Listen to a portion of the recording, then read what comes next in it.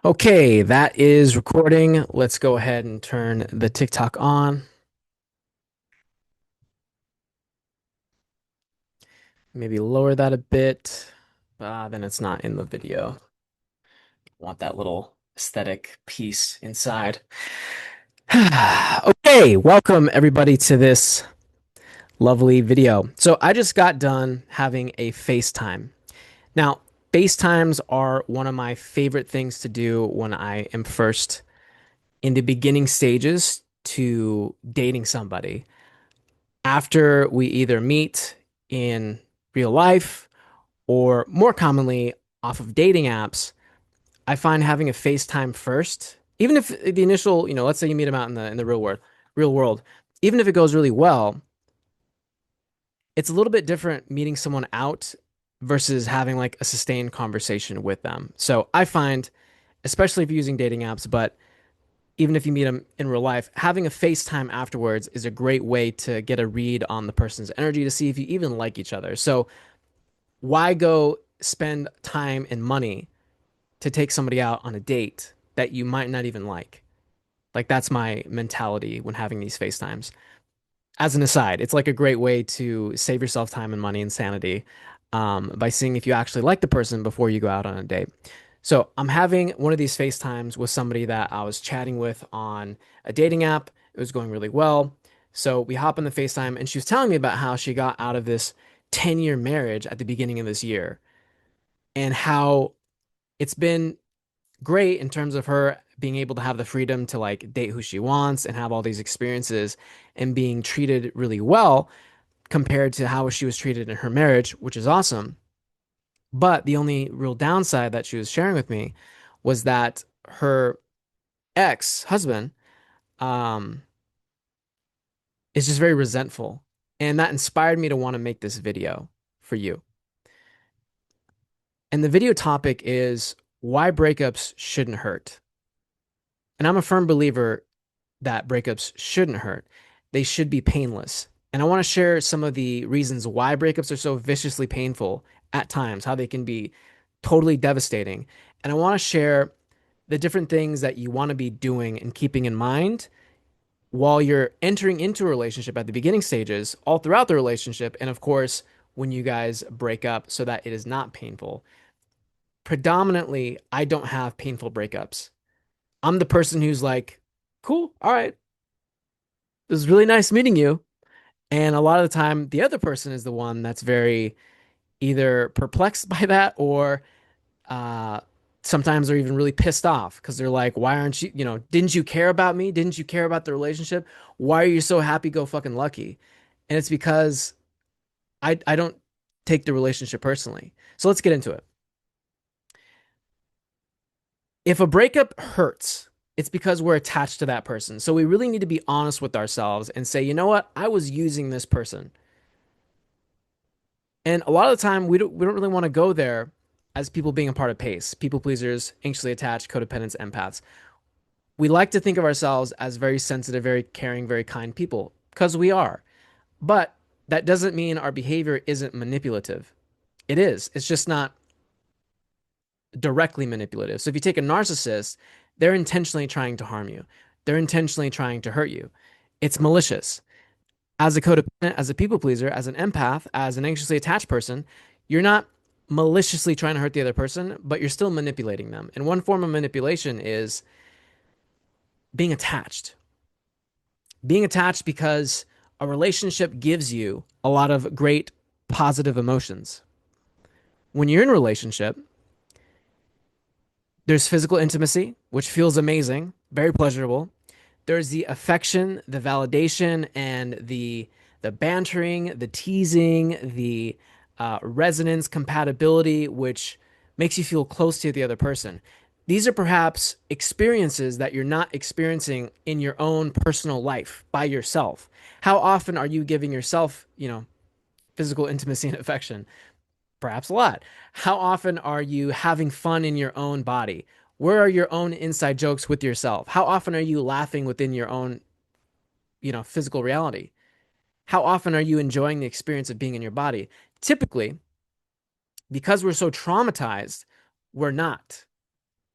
Most of us who are not on this healing path are in a state of disassociation. We're outside of surviving, going to work, feeding ourselves, brushing our teeth. We're engaged in, scrolling on TikTok, not to pick on you, TikTok, um, binge watching shows, binge playing video games, sleeping, substances. You could literally take anything, right? It's not exactly what it is you're doing, with exceptions, right? Hardcore, you know, substances, alcohol, that's a little bit of a different story. But even something like playing a video game or watching a movie or a show, it's the place it's coming from that you're engaged in watching the show. Are you doing it because, oh my God, the show's really amazing? I cannot wait to watch this next episode of Selling Sunsets. So engaging. I really love this show. I'm really present to the moment. Or is it coming from a place of, I kind of don't really feel that great and I just want to kind of distract myself. I don't really want to think about the feelings I have. I don't want to think about my problems. I don't want to think about my challenges. All this shit's really fucking overwhelming and I just don't want to deal with it. I don't want to deal with it. So we disassociate. That's where most people are at. So it's not taking care of the problem. It's kind of distracting you from the problem and it's kind of letting you just cope. And it's a great way to survive the problem because it does let you kind of function. It's like a high functioning band aid. Like it does let you keep surviving, keep continuing in life.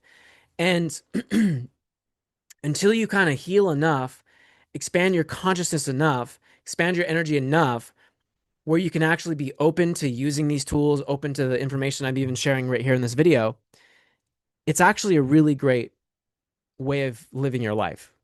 I know a lot of people aren't going to agree with that because, like, what do you mean? Disassociation is toxic. It's very negative. It's not helping you. How can that be a great way of living your life? When you're so traumatized, you're just focused on surviving. So anything that's going to let you cope, let you survive, that's amazing. We just don't want to stay there. If we live there, then we build a whole identity around our past trauma, our wounds, our limiting, beliefs, patterns, and we actually start to defend and justify why, you know, we can't do things, right? We start to justify our limitations. We start to defend our trauma, defend our negative behavior.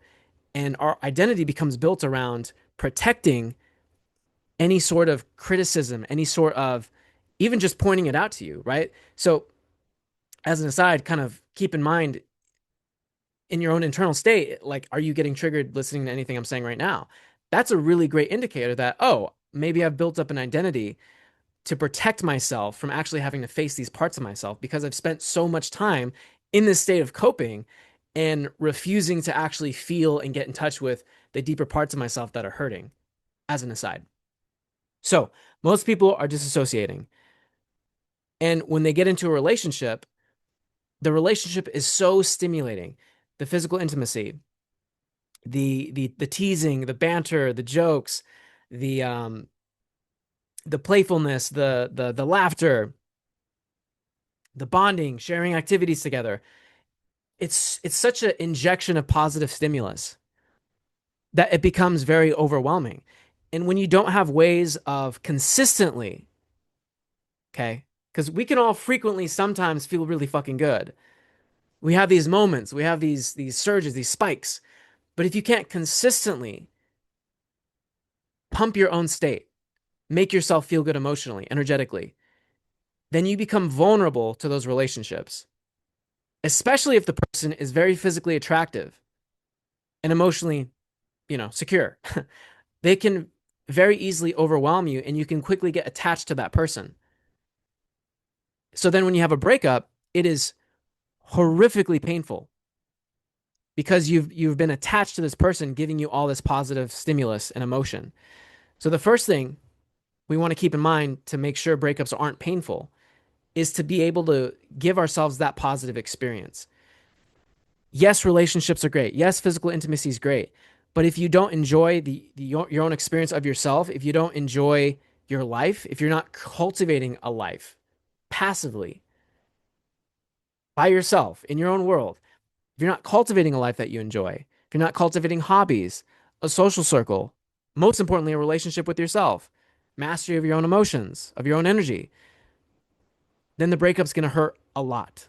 Okay? So that's the first thing. We want to be having tools, exercises, mindsets that are going to allow you to have mastery over your own emotions and allow you to pump your own state so that when a breakup happens, you're not pissed off because, oh my God, you just ripped away all of my positive emotions and I don't know how to keep generating that for myself. And then what happens when people are in that state? Then they blame their partner, blame their ex for why they're so unhappy.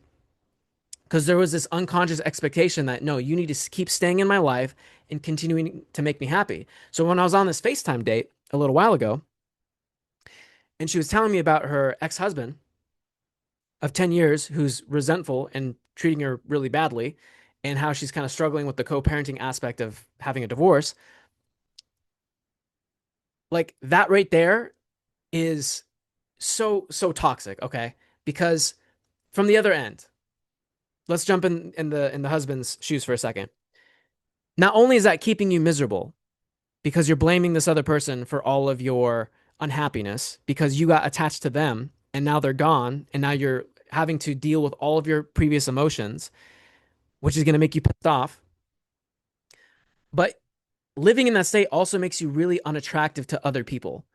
It is wildly unattractive to have this unconscious energy. And you don't need to actually share with other people that you're doing this. They can pick up on it. It's very evident. It's screaming through your vibe that you're this resentful, angry person. And it repels people. They don't want to be around that kind of person. They don't want to be around that kind of energy, especially people who are very emotionally secure, emotionally intelligent.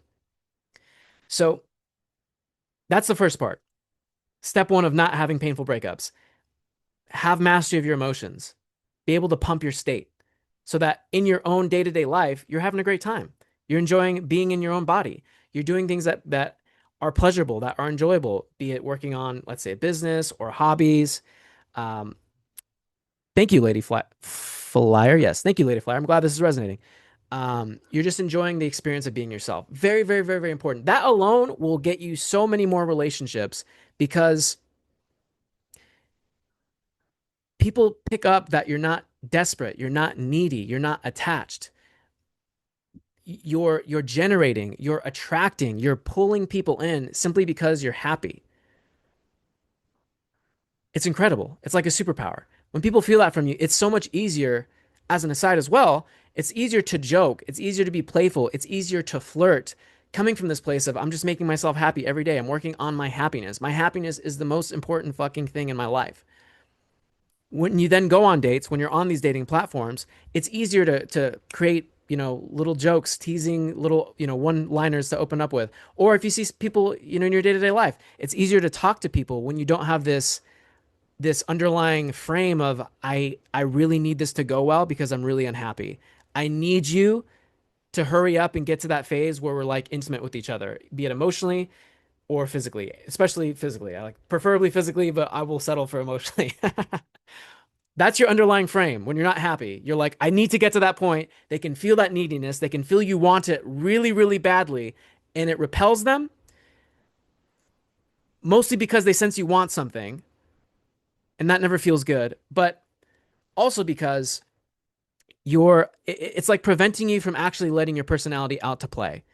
It's preventing you from being funny. It's preventing you from being playful. It's preventing you from teasing them. It's preventing you from actually being um, the prize. Okay. So often being a part of PACE, and for the new people that joined, that's people pleasers, anxiously attached, codependents, empaths. We're so focused on getting the dream relationship, the dream partner. But instead, if you flip that around and say, you know what, instead of trying to get the dream relationship, I'm going to focus on becoming the dream relationship. That's a completely different paradigm. And when you're focused on your own happiness, you become the dream relationship. Now you become the person that's like a challenge, right? And that's what other people want. They don't want somebody that is needy and desperate for their attention. They want someone who is going to make them kind of work a little bit to invest into them because we don't value what we don't invest into. If we feel from the other person that they just want it so badly and so much and they need it, we unconsciously know, intuitively know that they're not really wanting us for us. They're wanting us almost like a drug, almost as a way to numb themselves. And that's because that's exactly what's happening. That's exactly what's going on. So focus on your happiness. Number one. Number two, Another reason why breakups are so painful is because a lot of people aren't understanding the power in a relationship. So, okay, yes, you're having physical intimacy, you're having emotional intimacy, emotional safety, maybe for the first time in your life, if you're a part of PACE, you're meeting someone who's actually giving you attention, actually giving you affection. When you've been starved of that for such a long time, that's a very powerful experience. It's a very addictive experience. So there's a lot of pleasure, there's a lot of stimulus in a relationship. You're getting love for the first time, perhaps in a long time. Or at the very least, let's say you're on your healing journey and you're giving yourself love and affection and attention. Being in a relationship, you're still getting like this mega dose of love, a mega dose of affection, because you're not really that practiced with supporting yourself emotionally. You're not that practiced with giving yourself validation, encouragement, love, compassion, praise yet. It's a muscle. You're practicing it. But again, you're not great at it yet. So even if you're on your healing journey and you're aware of these things, being in a relationship is still going to be this massive surge of love. And that's a good thing. Relationships are very healing. I don't think you should wait till you're perfectly healed and then get into a relationship. A lot of my growth and healing personally has been done in relationships. Why? Because they highlight your traumas and triggers. When you're in a relationship, you will 100% get triggered. You will actually attract people that can perfectly trigger you. If you don't know how to deal with those triggers, that's going to piss you off. That's going to make you shut down. That's going to make you have a very negative experience. So when people have breakups, a lot of the time, another reason why it's such an unpleasant experience, it's so painful, it hurts so much, is they haven't been using that relationship to trigger themselves. When I get into a relationship, I am fully understanding, oh, this person is going to trigger the shit out of me. There's going to be portions of this relationship that are going to be a living fucking hell. I am 100% like okay with that going into a relationship, and I'm expecting that. And I'm telling myself that going into a relationship, I'm going to get triggered. If you don't know how to deal with your triggers, that's horrible. You don't want to hear that from me right now. I just said that and you're like, thanks. Not only is my life hard and I'm suffering and my emotions are very turbulent and overwhelming, but now when I finally get the thing that I've been wanting most of my life, a relationship, a good relationship, now you're telling me that they're just going to trigger the fuck out of me. Thanks, Dante. Appreciate you. Following the backyard Buddha was such a great decision.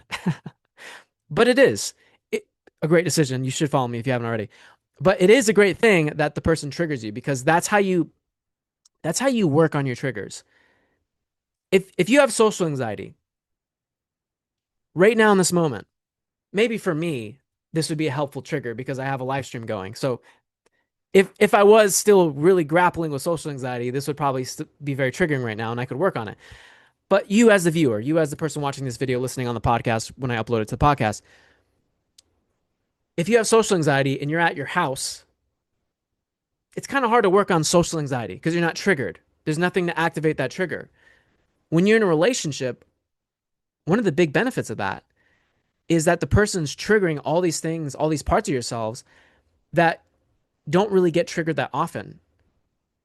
Think about how often we spend our time in a state of disassociation, in a state of I'm actively trying not to feel my emotions by scrolling on TikTok, by watching 500 episodes of this show, by sleeping too much, by overeating, right? Whatever our poison is, whatever our vice is. So when we know how to support our triggers, when we know how to heal our trauma, then when these things get triggered in a relationship, it becomes a beautiful opportunity. Then you go, oh my God, thank you so much, partner, person, boyfriend, girlfriend, whatever titles, pronouns you want to use. Thank you so much for triggering me. I really appreciate this. Maybe you don't directly tell them this, but you're telling it to yourself. Oh my God, thank you so much. You have so much gratitude because you weren't able to trigger this on your own. They become such a great gift. But until you know how to support your triggers, then they're not a gift. Then they're literally your tormentor. They're literally your jailer. They're your abuser. But in reality, you're just abusing yourself because you don't know how to support your triggers. You don't know how to use this opportunity. And that's another reason why breakups hurt for so many people because they are not using the relationship, which is triggering them, as a doorway, as a portal to step into their wounds and work with them, support them so they can actually grow and level up. That's an amazing benefit of having a relationship. And think about all the people not in relationships because they're refusing to do this very thing. And then it's super sad, right? Because you're lonely, you're suffering, you're starving for affection and attention. And then, again, as I talked about earlier, you're building this identity around why you're lonely, around why, it's not working out or why you just, it's not going to work for you, right? Like why you should just be single. Like you're generating all these limiting beliefs and stories and this narrative defending why you're single. When at the end of the day, it's just because you're refusing to face these parts of yourself and feel them because you don't know how. So that's another thing that we have to work on, that we have to get handled, is knowing how to support our trauma and triggers. Like that's just a basic life fucking skill. That should be taught in schools. It should be taught by your parents. It should be a basic part of like the human being's kit when they come to fucking planet Earth is you should know how to feel your emotions, how to support them, and how to dive into your trauma and work with your trauma. Every single human fucking being should know how to do that. Until you don't, breakups are going to be wildly fucking painful. They're going to be the worst thing in the planet on the planet, the worst thing ever. Relationships are going to suck. So, like, let that enter into your soul and detonate like a supernova bomb. Let it permeate all of your DNA. Let it be a signal fire that says, okay, light bulb moment, I got to make this a priority. Because until I do, I'm never going to have a healthy relationship with myself or with other people. And of course, the one with yourself is the most important. But until we have that, we think the one outside of ourselves is the most important. And that's kind of like the two big things that make breakups really painful. If you focus on becoming happy, have tools, processes, mindset shifts to continually make yourself happy, control your state, master your emotions, master your state, and be working on that every day. And you combine that with exploring your triggers, exploring your negative patterns, challenging them, questioning them. I don't have an identity around my past. I have I have stories and narratives that support my negative emotions. I'll give you an example because that kind of sounds vague as shit.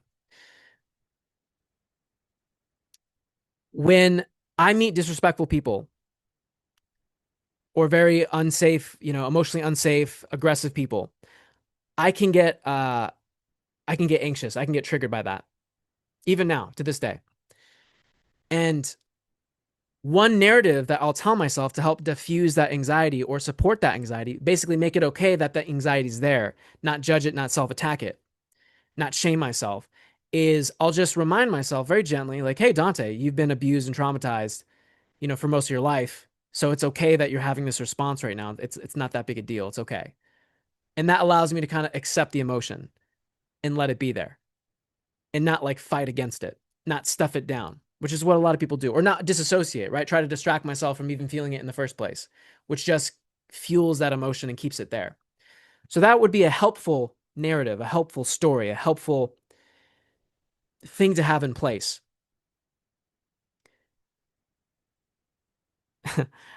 So supporting your triggers, supporting your traumas, having narratives, having frames, having stories that help you feel better about your emotions, support your emotions. That allows you to continually boost your happiness and have these massive emotional upgrades, these massive evolutions that take place. And you stop, again, creating this identity around why you have it and defending your limitations. I want you to be in this headspace where you're questioning, you're challenging your patterns, you're challenging your negative emotions, right? Why is this here? Where did this come from? Not letting it continue to be there. I'm not saying trying to get rid of it, trying to shame it, right? We want to support it, but we don't want to tolerate it.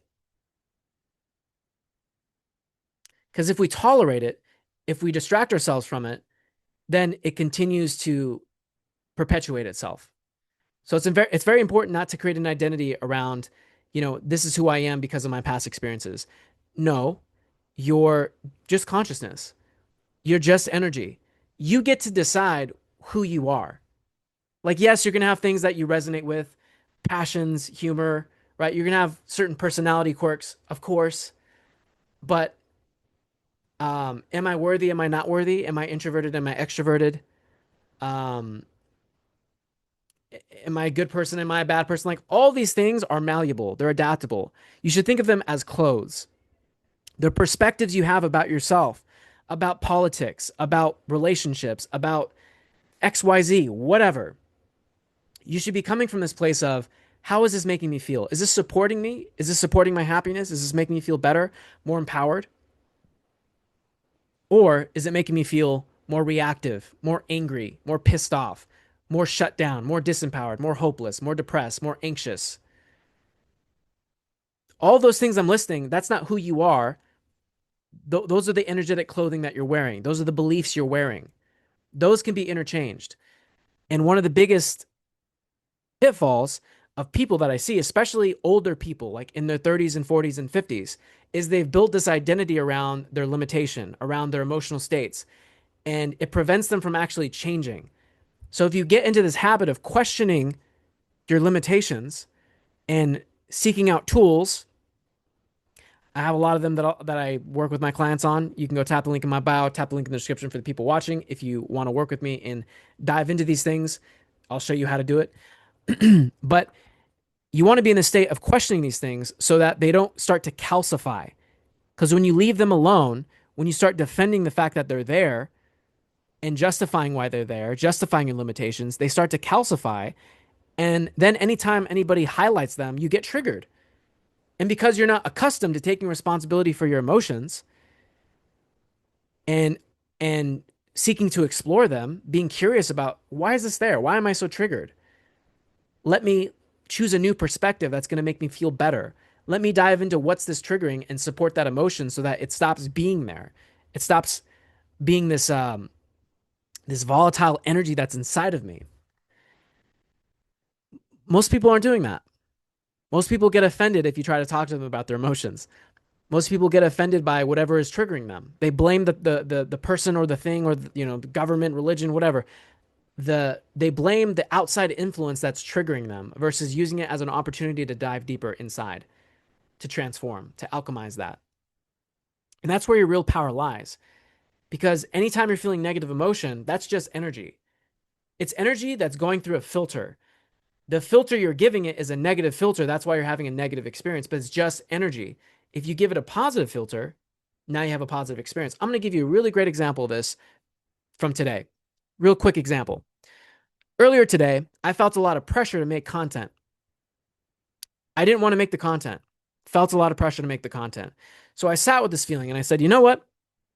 First of all, what am I feeling? Okay, I'm feeling pressure to make content. I feel like I have to. Otherwise, otherwise I feel like I'm falling behind. Then I used a very powerful probing question, which is, what must I believe is true to feel this way? Great starting question to start challenging your negative beliefs, your negative emotions. So start with, what is the emotion? What's the perspective? What's the thought? I feel very pressured. That's the emotion because I feel like I have to make more content. Otherwise, I'm going to fall behind. There you go. Now you have the limiting belief and the emotional charge. Then you use the probing question. What must I believe is true to feel this way? Well, that led me to a memory when I was younger regarding my dad. My dad really wanted me to be a basketball player. He made me practice constantly.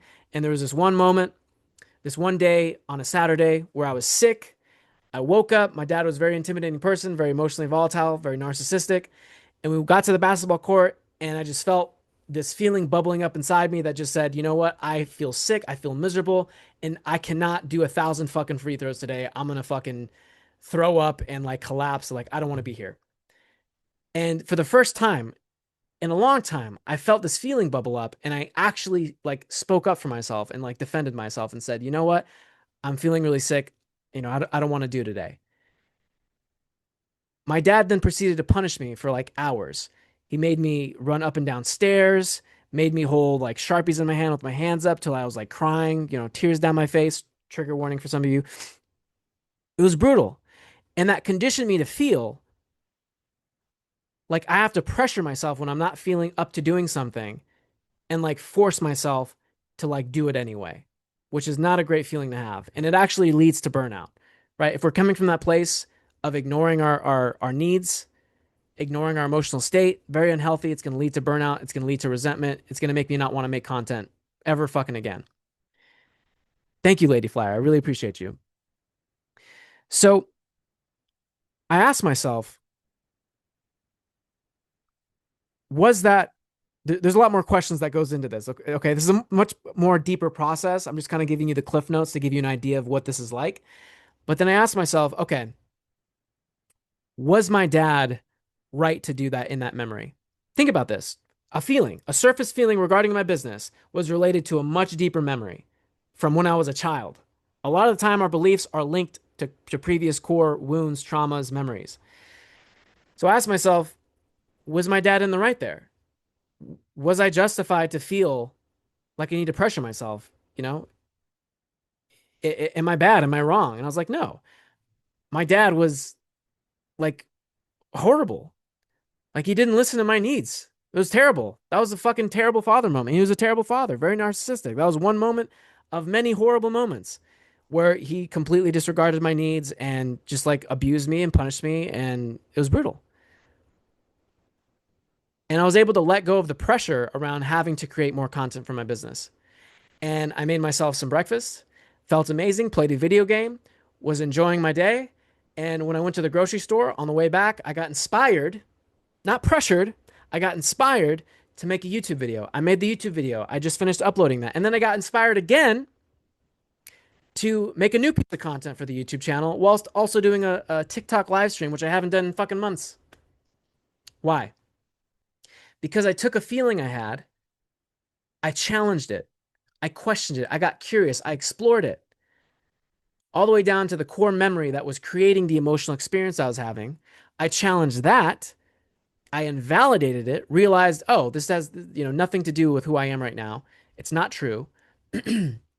And I gave myself a reframe, which was, hey, I deserve to take care of myself. My feelings matter.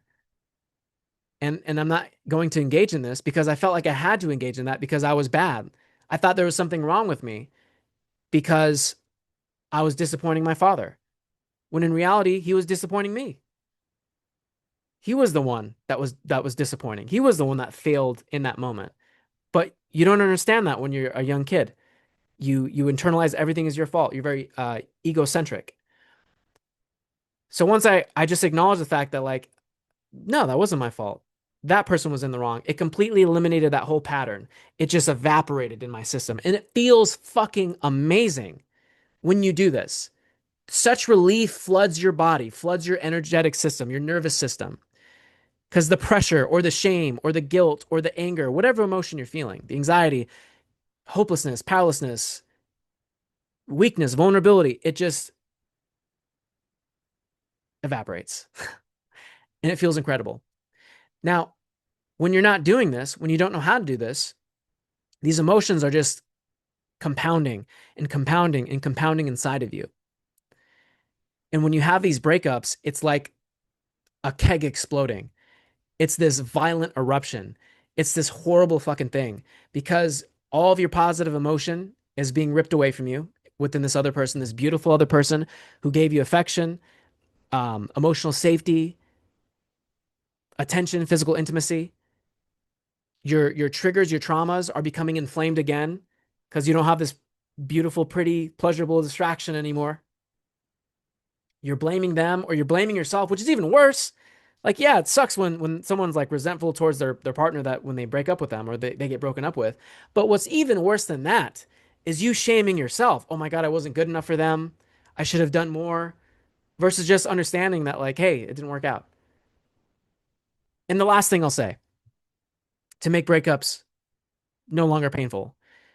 Last thing, number 3. So the first one, work on your happiness, work on being happy outside of the relationship. Very important. Number 2, work on supporting and healing your triggers and traumas so you don't project that and throw that up onto your other person and blame the other person for why you're unhappy, for why things didn't work out. So you can start using relationships as an opportunity to grow and evolve and expand. And lastly, number 3, understand that relationships are there to show you things about yourself, things that you like, things that you dislike, and also expose you to different experiences. One example, I eat these keto yogurts. They're called keto ratio. They're fucking delicious. They're so good. I'm an addict. Okay. I'll eat like 6 of them in one sitting. It's very unhealthy.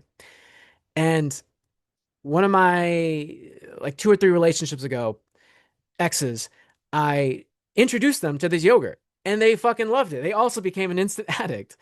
Um, which is unfortunate because now I gotta stop giving this, I gotta start gatekeeping this more because now my yogurt is being, I can't even fucking find them anymore. They're always sold out. So the word is getting out. I gotta stop doing this.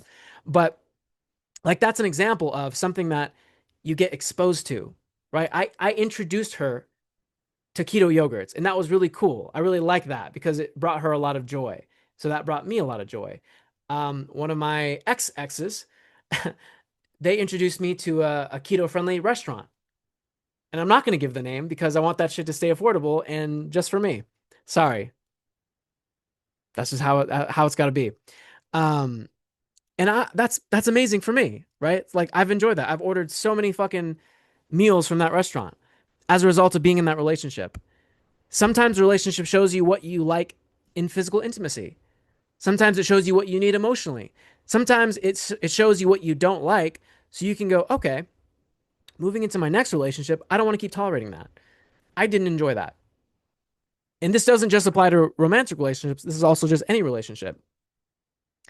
One of my previous clients, he was not really all that excited to work with me. It was like 60% excitement.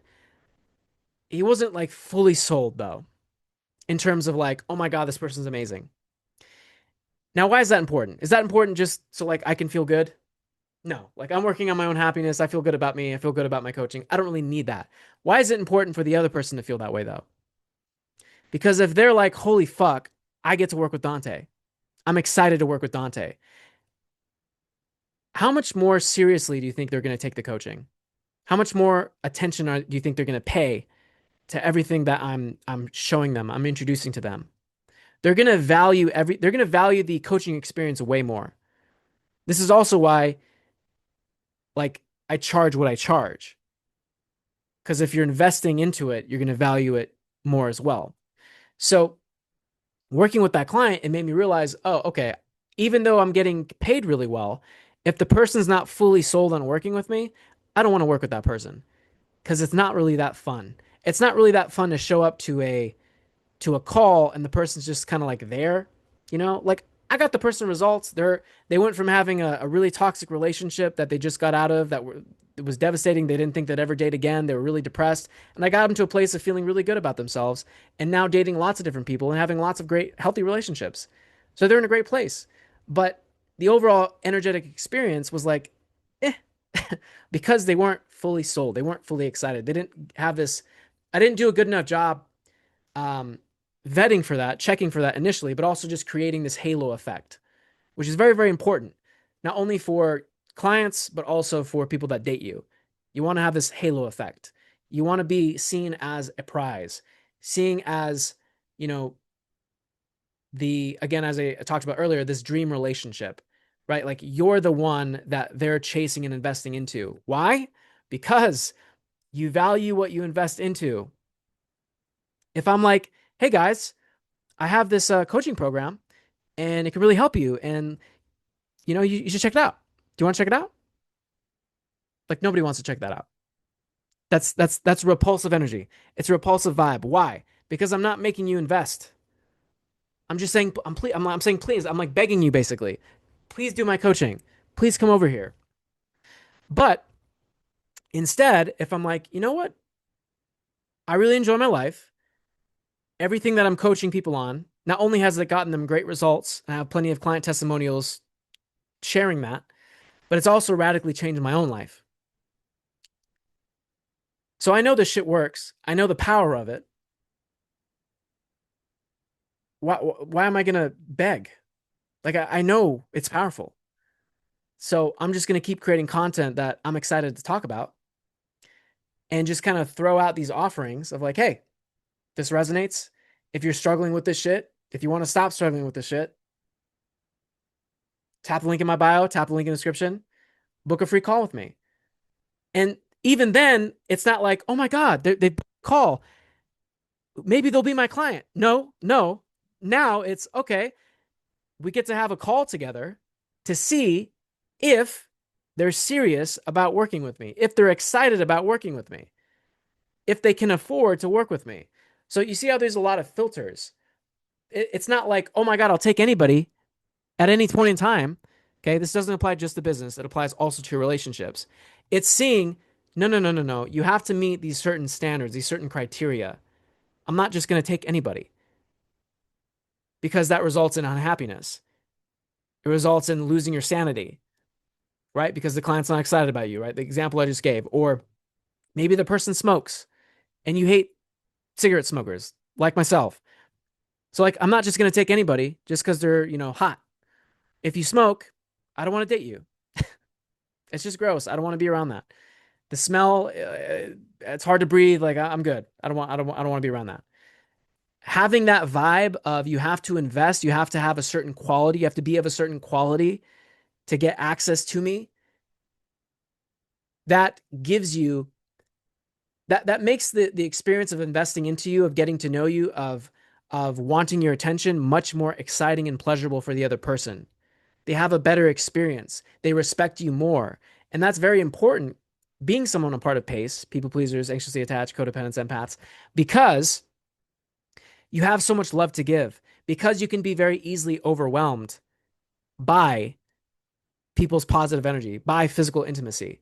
So it's important that they're the ones chasing you. If you're the one doing the chasing, then they end up not really valuing you. And you have so much love to give that you have to be in that position of power where they're chasing you because you're going to be the loving one. You're already loving, you're already kind, you're already considerate. So you want to be in this position of I'm I'm like checking to see if I approve of you. Because I already know if you're in a relationship with me, if you're my client, you're gonna have an incredible fucking experience. I just know that. But do you know that? If they don't know that, you have to make sure that they're chasing you. They're working for your intention. They're working to invest into you because that's the only way they're going to value it. And then once they're there, then they get to realize, oh my God, this person's fucking incredible. They're emotionally safe, all these amazing positive qualities. But in order to get them to see that stuff, to experience that stuff, they have to be investing and chasing. As an aside, kind of got off topic. Going back to wrap the video though, the most important thing that you want to keep in mind so breakups aren't painful are these three fucking points. Number one, making yourself happy. Number two, working on exploring and healing and transforming your triggers and traumas. And number three, do you guys remember? Number three? Comment it if you remember. I'll give you a second. Totally not because I forgot or anything. I'm totally just giving you a chance to see if you've been paying attention. And number three, seeing what you like and dislike about the relationship, taking stock of that. Hey, what did I get exposed to in this relationship? What did it teach me that I really like? Maybe it's, if you're someone really, really physically repressed, maybe it's for the first time ever you were kissed on your neck while you guys are having physical intimacy and you're like, oh my God, I really like that. Boom, that's something helpful that you discovered. Sometimes people are only in your life in a relationship for a month, for a short season. But if you have this expectation that, oh my God, this person has to be my soulmate, they have to fix all of my trauma, they have to be this ultimate distraction and give me all this pleasure and attention because I can't give that to myself, you're going to get very attached and you're going to be very upset when it ends. Instead, just have this very playful, curious perspective, frame, mindset that, like, hey, I'm just going to enjoy this person. And I'm just going to see what this relationship teaches me, what it's showing me, what I like and dislike, what I want and don't want, what I need and don't need. I'm going to use it as a way to dive into my triggers when I get triggered. I'm going to use it as an opportunity to explore that. And I'm going to use it as a temperature gauge to see, hey, how happy am I? Because if I really love somebody, if I really am ready for somebody, then I'm going to be okay if they walk away from me tomorrow. Even if we're married, even if we're in a serious relationship, 15 years. If suddenly they're like, you know what? I want something else. If you're devastated by that, you are attached to that person emotionally, physically, mentally. You are using them. You should be in this place of, I am so fucking happy with my life and with myself that if this ends up not being what's best for you, I love you enough or so much that I want you to have that. Period. Everybody upset right now, it's because you're using the other person. So you can choose to be upset and keep being that way, or just acknowledge the fact that, oh, you're right. All right, I am using this person. I am attached to whatever degree. I don't like that I'm hearing that. I don't like that that's the case. That's okay. But it is true. And by being honest with ourselves, that's the only way that we can change and move forward and grow. My most healthiest relationships, when they ended, I was totally cool with it. I was completely respectful because I'm like, I love you. I want you to be happy. I want you to be successful. If that's not with me, like, go. Like, I love you. I want you to be doing your best. If that's not with me, please go. I am excited for you to leave. Why? Because I'm not attached to you. Why? Because I love myself. Because I love my life. Because I'm working on creating a vision for myself that's independent of your presence. And if you don't have that, you're going to be a toxic, explosive, self imploding mess when a breakup happens. So I really hope my intention with highlighting these three core subjects, taking stock of what it taught you, you like and dislike, using getting triggered to explore and heal your traumas, and working on becoming happy outside of the relationship. So much so that if the person decided to leave tomorrow, you'd be totally okay. If you do these three things, if you invest time and energy into these three things, breakups are going to be a breeze. You're going to be excited for the breakup because you're going to upgrade. You're going to fucking level up. And because you're going to level up and be even more secure with yourself, even more happy, take even more lessons, wisdom, likes, dislike, preferences, cool new experiences you got exposed to, like keto yogurts and restaurants, you're going to move into your next relationship with all this increased momentum. And if you keep in mind what I've been talking about throughout this video, this live stream, this frame of I don't want to get the dream relationship, I want to be the dream relationship. Okay? If you keep that mentality moving into your next relationship, very powerful. Very, very powerful. Because you're no longer getting stuck. Getting this dream partner, think about like your perfect soulmate. Okay? Think about this. When you think about your perfect soulmate, hope the mic is still picking this up. You're seeing it like this, I imagine. There's the perfect soulmate. This is you looking up at them. Like, oh my God, if I can just get this soulmate up here. Now, what is that making you? How is that making you even feel about that whole thing? It's like, wow, I really want that. There's a lot of desire. There's a lot of need. If you're focused on that, I'm going to tell you what you're not focused on. It's not being a challenge. It's not being a prize. Think about the mentality of being a prize. The mentality of being someone that's being chased, right? Being the one that's like, I don't know about you. I don't know if this is going to work. Being in that position of power of like, I don't necessarily know if I want you. Think about where you have to be emotionally, energetically, to take your dream partner and have them be someone who's chasing you because you're so fucking awesome and secure within yourself. Completely different mentality. So if you stack everything I talked about in this video and you combine it with this frame of, no, no, no, no, no. I don't want to find this dream soulmate person. I want to be the soulmate dream person and have everyone work for my attention. Then you start disconnecting from this very toxic mindset that we need to get into this perfect relationship. And instead it becomes, how do I start cultivating a perfect relationship with myself? That's the best thing to invest in because you have complete control over that. You can choose however much time you want to invest into that. You don't need someone else to be giving you attention in order for that to keep growing.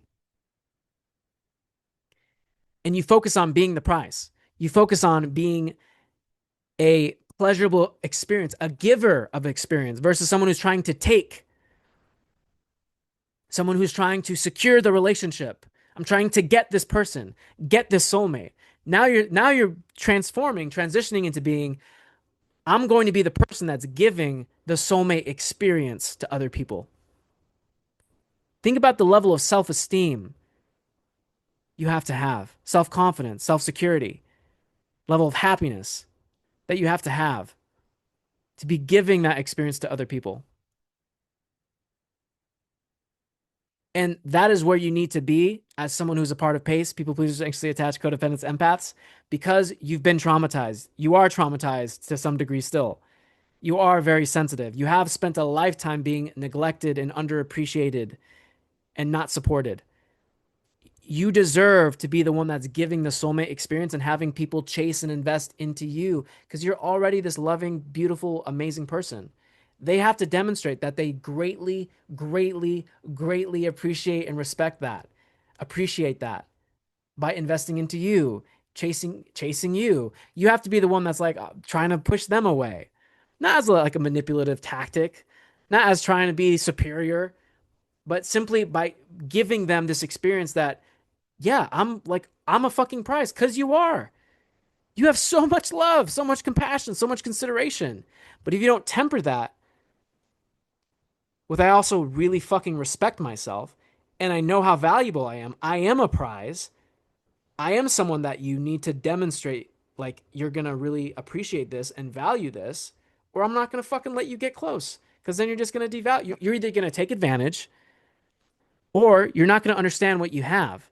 And then you're not going to reciprocate because you just don't know what the fuck you're doing, right? It's like a very mediocre person dating a really attractive person. Like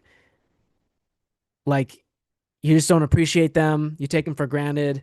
You just don't know what you have. So combining these three things with this underlying frame that you're the giver of the soulmate experience, you're not trying to get the soulmate experience, it's going to radically, radically, radically transform your dating life. And not just your dating life, but all your fucking relationships. Because this whole I'm the soulmate giver, I'm giving the soulmate experience versus trying to get the soulmate experience, right? You're giving it versus trying to get it. That also applies to your business relationships, your platonic relationships, your communication with other people in general. When you start practicing this, you practice this mentality, this energy, this vibe of I am valuable, I know what I bring to the table, and I'm skeptical of you. I'm very skeptical. You might be a troublemaker. I don't know if you belong here. I'm willing to find out. I'm curious. I'm open, but I got my guard up. You're very playful. You're very selective. You're very choosy. When people can feel that off of you, it's very exciting. It's very attractive. Even if you guys aren't compatible and it doesn't work out, they're still going to have a very, very exciting interaction with you. And it purges you of all this desperation and neediness and like, I really want this person because you're focused on putting all that energy into yourself. And I promise you, it is a much more fulfilling, satisfying, and rewarding experience when you're the one that's deciding whether you want someone to come into your life or not. When you're taking this perspective of I'm the prize. I am valuable. And I'm not just going to settle for anything or anybody. Cultivating that, practicing that. It's an art, it's a practice. But the more you do that, the more you get away from this I'm desperate, I want. And you start, I am, right? I am valuable. I have already. I have. This is versus I need, I want, I must, I have to have. Hope that makes sense. Anyway, that's where I'm going to wrap the video. If this content, if this information was very informative, if it was helpful, if it resonated with you, everybody on TikTok, go tap the link in my bio. Tap the book your breakthrough session link. That's going to take you to my scheduling page. For the people watching on YouTube, tap the link in the description. That'll take you to my scheduling page. You can then book a free call with me. But only do that if you're serious and you want to handle these areas of your life. You want breakups not to be painful anymore. You want to attract healthy relationships. You want to have great self esteem. You want to focus on cultivating that frame, that vibe of I'm the fucking prize. Chase me because I'm worth chasing. I bring a lot to the table. I'm pretty fucking awesome. If you want to work on getting rid of people pleasing, becoming happier, becoming immune to these breakups, not having them wreck your life anymore, that is what I am very, very excited to work with my clients on the most. So if you're in that place and you want some support and help, making this not be an issue anymore and really getting down, having amazing, epic relationships in your life, go tap that link, book your free call with me. I'm very excited to see you. For everybody else, thank you so much for watching this video and being a part of this live stream. I love you guys. Happy, what the fuck is today? Tuesday? What the fuck is today? Happy Wednesday. Hope you have a really great hump day. And I love you, and I can't wait to see you and do this again. Expect a lot more of this from me. I'm not making TikToks any longer because I feel like I'm not getting reciprocated on here. I'm going to move to YouTube instead, but I will be doing these live streams because this was kind of fun. So I'll see you in the future.